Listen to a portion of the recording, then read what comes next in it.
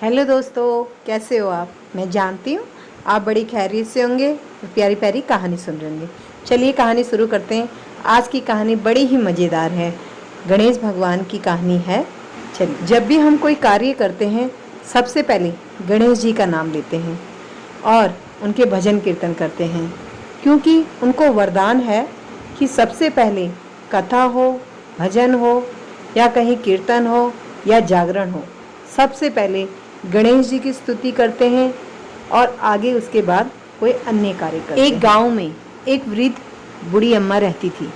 उसकी बहू थोड़ी सी पागल और बावली जैसी रहती थी। उससे भूख बिल्कुल सहन नहीं होती थी।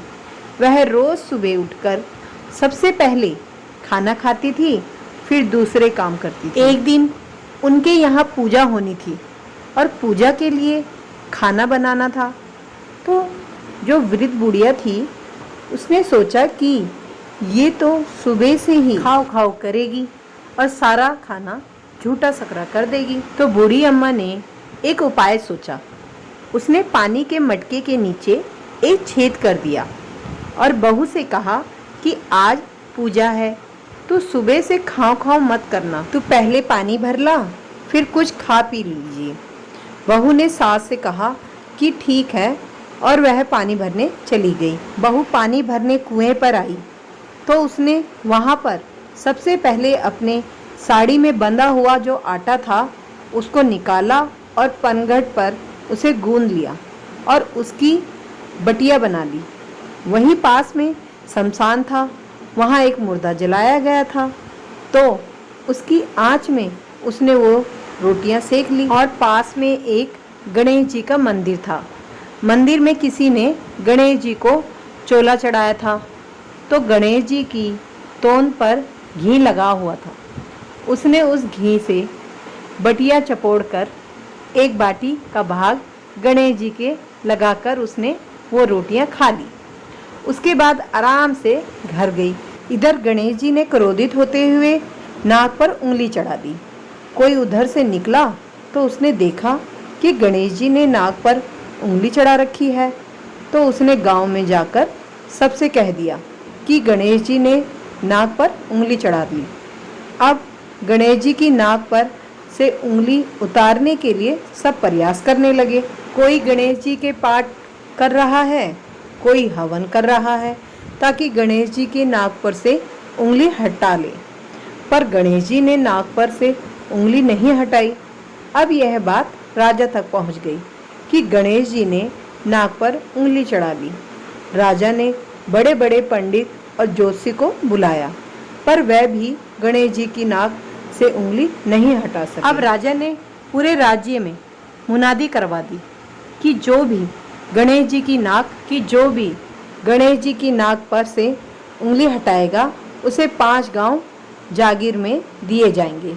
अब राज्य के सभी लोग अपनी अपनी तरफ से प्रयास करने लगे, पर गणेश जी ने नाक से उंगली नहीं हटाई। सब थक के हार गए। आखिर में बूढ़ी अम्मा की बहू बोली कि माँ, सब आप कहो तो मैं गणेश जी की नाक से उंगली हटा सकती हूँ। तो बूढ़ी अम्मा हंसने लगी कि बड़े बड़े पंडित और जोशी तो गणेश जी की नाक से उंगली नहीं हटा पाए, ये कैसे हटा देगी। पर किसी ने कहा कि हो सकता है कि यह हटा दे, एक बार इसको भी प्रयास करने दो। और बहू को गणेश जी की नाक से उंगली हटाने के लिए प्रयास करने देने के लिए हाँ कर दी। बहू ने कहा, पर मेरी एक शर्त है कि मेरे घर से गणेश जी के मंदिर तक पर्दा लगाया जाए। तो लोगों ने कहा कि ठीक है और उसके घर से गणेश जी के मंदिर तक पर्दा लगा दिया।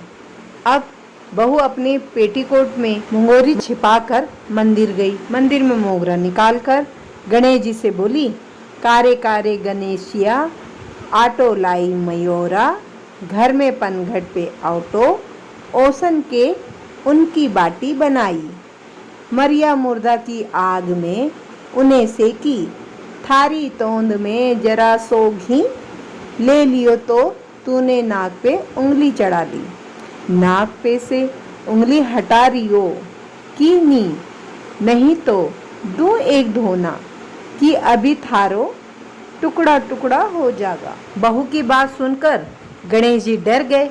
उन्होंने सोचा कि ये तो बावली है, सही में मार देगी तो कई करूँगा।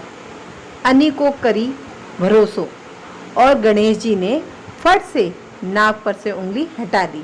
अब पूरे गांव में बूढ़ी अम्मा की बहू की जय जयकार होने लगी कि बूढ़ी अम्मा की बहू ने गणेश जी की नाक से उंगली हटा दी।